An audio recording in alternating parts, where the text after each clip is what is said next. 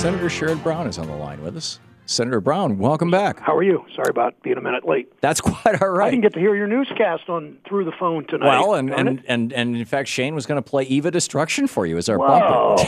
Well, we got to be on again in the next week or so. There you go. I want to hear it. Got to do it. My daughter was so excited because I've made them listen to that. My daughters are 28 and 31. I've made them listen to that song and talk to them about the historical context of Selma, Alabama, and Red China and the Cultural Revolution and all that. And it's a teaching they're always teaching moments, Tom, and they're so good at. They really are. So, Senator Brown, the last time we talked, we're talking with Senator Sherrod Brown. His website, sherrodbrown.com, of course, the Democratic senator from the great state of Ohio. The last time we talked, Karl Rove, the Chamber of Commerce, and various right-wing wackadoodles had poured something like $19 million into the state to support this rather lame guy who's running against you.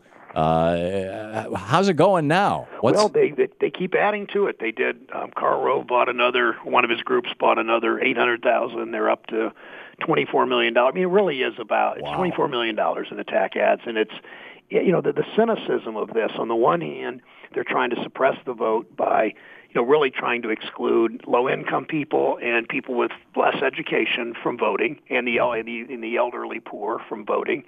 And at the same time, they're trying to buy elections so they can get rid of the estate tax, and they can weaken environmental laws, and they can evade labor law. And that's how they want a country with only educated, affluent people voting, and they want a country with very low tax rates and no environmental rules to speak of, and weak labor laws. And that looks more like Brazil or a poorer country than it does our country. And we've had a lot of progress for a lot of years, and we're not going back. That's why we're going to win in the end. Yeah, it's third world America seems to be the vision of these billionaires. It's almost like something out of a Dickens novel.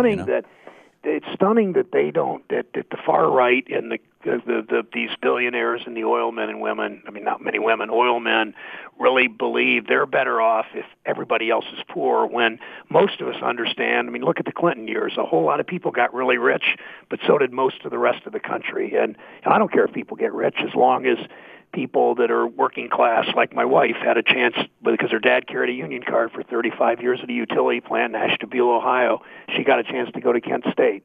Yeah. And she did well, and her brothers and sisters all got to go to college first in their family. And why would you not want that kind of a country? I don't get it. I don't even understand these people these as Chuck Schumer calls them, economic royalists, that they think that way. Yeah, the economic royalists. Oh, excuse me. You got that clip, Shana? The economic royalist is one of my favorite phrases. It really began with Franklin Roosevelt, and anyhow, I don't want to, I don't want, yeah, it's a 30-second clip. I'd rather hear from you. I'd rather hear I can hear from me anytime. I'd rather hear the clip. Okay, well, here, just take a quick listen to this. Thanks.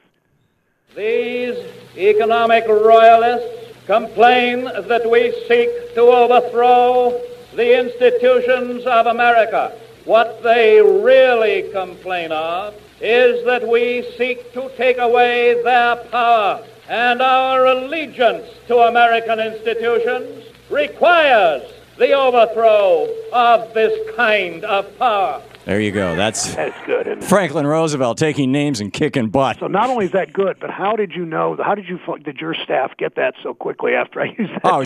Shane's a genius. He's a genius. Was that the 36th convention? When was that? That was the 1936 convention. That was his acceptance speech, July 27, 1936, in Philadelphia, as I recall.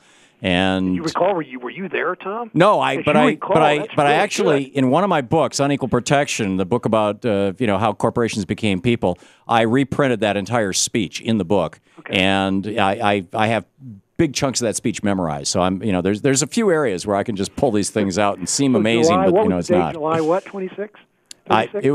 My recollection was it was July 27th, 1936, but I could be off by a few days.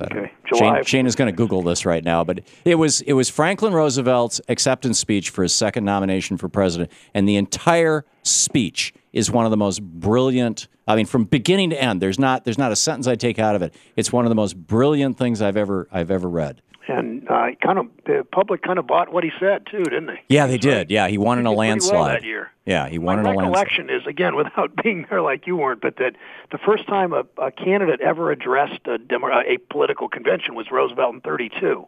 Oh, really? I think that's correct, although you will have listeners that will immediately correct me, so I take that back. I know, not but true, but I thought I remember reading that. June 20. Anyway, I know of that speech, but I don't know the details. Okay, Shane says it's June 26th. He's 27th. Oh, okay. He checked the Google machine. So June 27th, 1936. Cool. Yeah. So we're in the. I think we got a couple minutes left here before we hit the break. Where are you going with your campaign? What are the things that you're finding as you're traveling around Ohio? We're talking with Senator Sherrod Brown, sherrodbrown.com, the website. What are the things that you're finding that really are getting people excited, that they want to hear from you and that they want to hear from other members of Congress? Well, they want to hear the contrast. My opponent says in every speech that Sherrod Brown's the most liberal senator in Washington, and that includes he's a member of the same body as Bernie Sanders, a self-avowed socialist. That's sort of his standard phrase. Mm-hmm. And the public in Ohio wants to, in the end, they don't think left or right. They don't think liberal conservative or progressive conservative. They think, whose side are you on?